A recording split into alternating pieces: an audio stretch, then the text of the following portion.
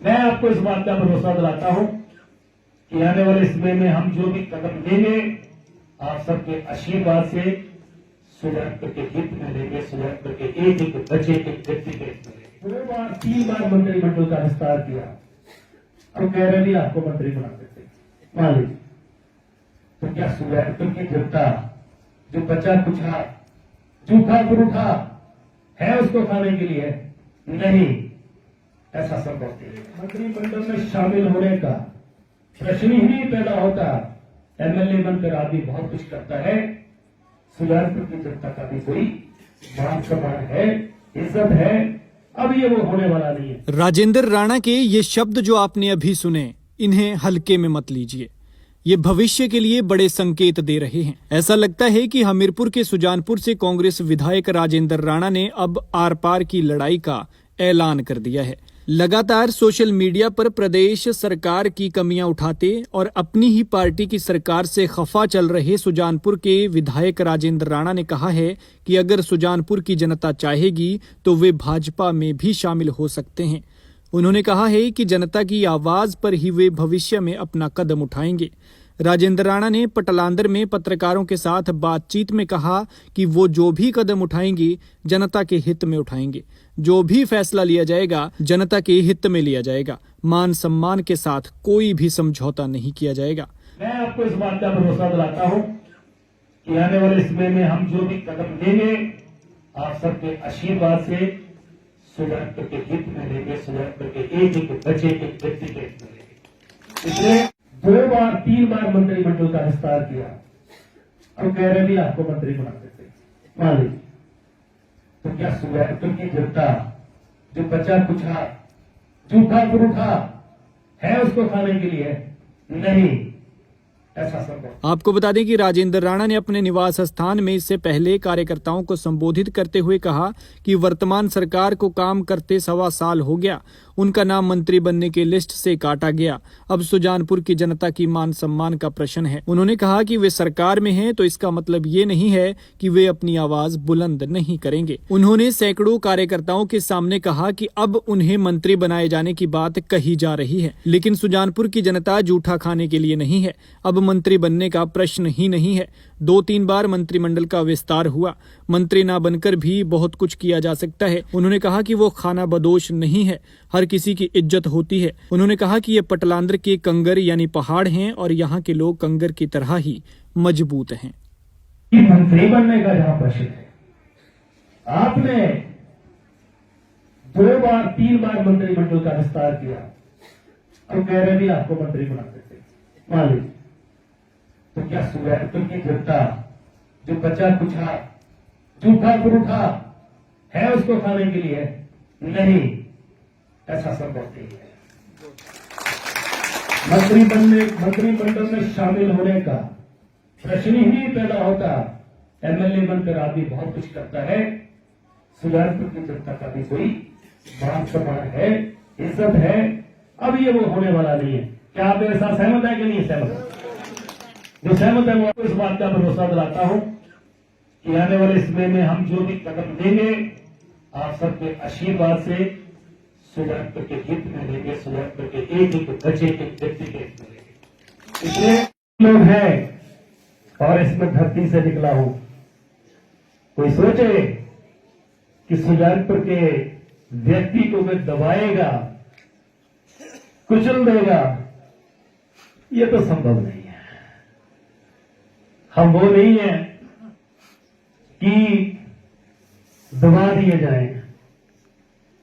ये पटलांदर के कंगर हैं और कंगरों से जो आदमी निकलता है वो कंगरों की तरह ही मजबूत होता है, ये बात है। और जो भी होगा अच्छा होगा और जो भी फैसला होगा वो सुजानपुर के एक एक व्यक्ति के हित में होगा, ताकि सुजानपुर की जनता का मान सम्मान बरकरार रहे। देखिए आदमी फिर भी 2 वक्त की जगह 3 वक्त की जगह 2 या 1 बार भी रोटी खाते तो ज्यादा कर लेता है, परंतु मान सम्मान की बात आती है तो उस पर समझौता नहीं करता है। जो आदमी अच्छा सोच सकते हैं। क्या आपको लगता है कि हम वो लोग हैं कि मुझे कहेंगे आओ जी राणा जी फटाफट आपको पढ़ा देते हैं, फलाना पढ़ा देते हैं? आप क्या समझते हैं कि ऐसा होने वाला है? तो मान सम्मान की लड़ाई है और मेरी लड़ाई नहीं है, ये सुजानपुर की जनता की लड़ाई है।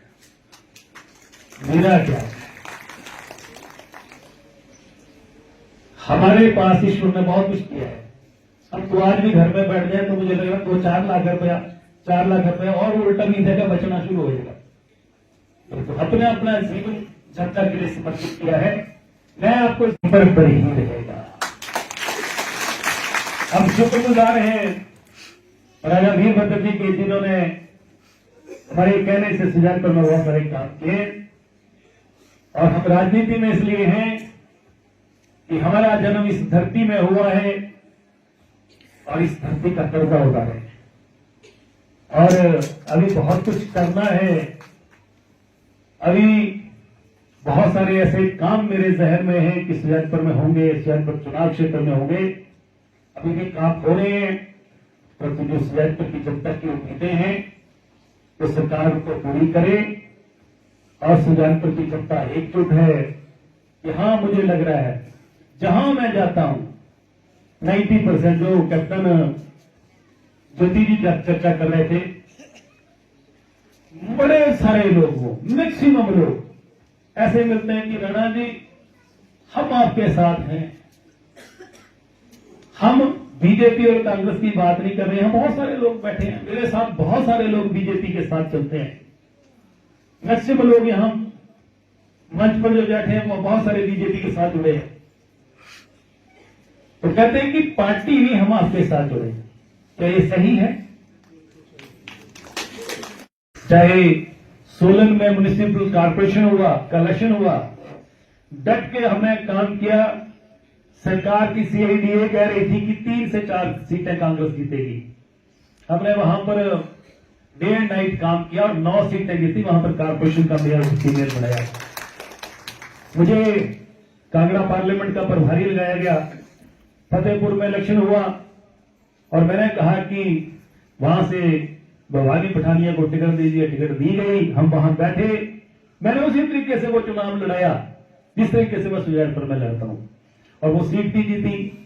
पूरे प्रदेश में माहौल खड़ा हुआ हमारा। जब ये 2022 का इलेक्शन आया तो मैंने सुजानपुर के अपने चुनाव लड़ने के साथ साथ 10 चुनाव क्षेत्रों में और जाके प्रचार किया। मकसद यह था कि सरकार बने। आज हमारे जो साथी चर्चा कर रहे हैं, ये सत्य है कि जब सरकार बननी थी तो 3 लोगों के नाम जो हैं वो मीडिया में भी चल रहे थे, चर्चा भी हो रही थी। मुकेश अग्निहोत्री जी का भी था, मेरा भी था। उसके बाद जब मंत्रिमंडल बनने की बारी आई तो मेरा नाम उसमें लिस्ट में था। ये दिल्ली वालों ने बताया, अब तो कंफर्म नहीं हो गया। उसके बावजूद भी काटा गया। प्रश्न यहां राजेंद्र राणा का नहीं है। प्रश्न ये है कि सुजानपुर की जनता का प्रश्न है। इस जनता ने बड़े बड़े काम किए, प्रदेश की कांग्रेस सरकार को लाने के लिए काम किया, एक नया रास्ता अख्तियार किया, एक नया इतिहास रचा। ये मान सम्मान जनता को, राजेंद्र राणा को क्या फर्क पड़ता है? आज मंत्रियों को जो गाड़ियां मिल रही हैं वो गाड़ियां तो राजेंद्र राणा ने 2011 से रखी हुई हैं।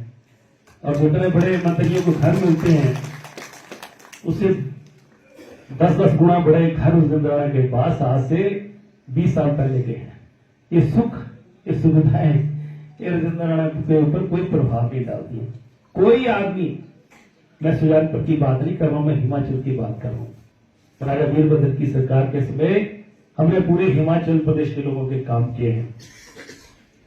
कोई आदमी हिमाचल प्रदेश में खड़ा कोई कह दे कि राजेंद्र राणा ने कभी किसी से चाय की कप्पू की डिमांड करी हो, कोई 1 रुपए का भी कोई बात करी हो गई, हमने पे उल्टा। मैंने राजा वीरभद्र सिंह को एक बार कहा, मेरा ऐसा मैं 40 चिट्ठियां भेजता हूं, 35 तो उसमें अप्रूव हो जाती हैं। तो आप मुख्यमंत्री हैं, आप पता करें कि राजेंद्र राणा कहीं किसी से कुछ लेता देता तो नहीं है, कोई चाय तो नहीं पी लेता है, कुछ करता है। तो राणा साहब ने उसमें कहा, कहते मैं मुख्यमंत्री हूं, मुझे मालूम है मेरे पास रिपोर्ट है कि आप किसी दूसरे की जेब में हाथ नहीं डालते, अपनी जेब में डालते। एक आज प्रश्न ये खड़ा है कि जिंदा रहना का मान सम्मान का प्रश्न चाहिए। ये जब आदमी को चुना जाता है डेमोक्रेसी में, जो लोग समर्थन देते हैं, चाहे नारे लगा के देते हैं, चाहे साथ चल के देते हैं, चाहे वोट देके डालते हैं, ये प्रश्न उनका है। एक आदमी एक विधायक बनता है तो वो 50-60 हजार जितना लोग वोट डालते हैं, उनको जो रिप्रेजेंट करता है, उसको जो सम्मान दिया जाता है, वो वहां की जनता को दिया जाता है। अब ये 1.25 साल हो गया, काम नहीं हो रहे। मुख्यमंत्री जी ने घोषणाएं 5 मार्च को जो करी थी, तो 10 दिन के बाद तो 5 मार्च आने वाली है, वो घोषणाएं पूरी हुई, बाकी पीछे की घोषणा नहीं थी, बाकी ऐसे लटकी हैं। राजावीर भगत की सरकार को लोगों ने हिमाचल प्रदेश में काम करते हुए देखा। उसमें जो राजावीर भगत के मुंह से बात निकलती थी, वो 100% पत्थर पर की होती थी। अब कितना कितना समय इंतजार करेंगे।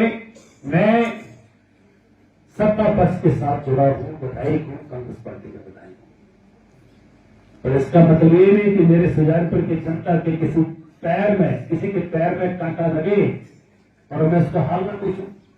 मेरे प्रदेश का कोई नौजवान आज नौकरी पाने के लिए पेपर पास करने के बावजूद अगर सड़कों को भटक रहा है, तो उनकी बात मैं ना करूं, ये कैसे हो सकता है।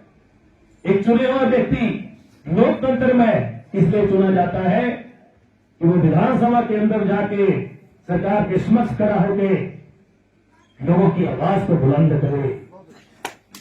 ये आवाज आज हमने विधानसभा के अंदर बुलंद करी कि हिमाचल प्रदेश के बहुत सारे ऐसे बच्चे, लाखों ऐसे बच्चे जिन्होंने पेपर दिए हैं, पास किए हैं, उनको नौकरी मिलनी चाहिए। कई पत्रकारों ने मुझे पूछा कि आप सरकार के खिलाफ बोल रहे हैं। मैं संविधान में कहां लिखा है कि सरकार का एमएलए होने के नाते मैं किसी की आवाज बुलंद ना करूं? ये कैसे हो सकता है? ये बेईमानी हम लोग नहीं कर सकते हैं।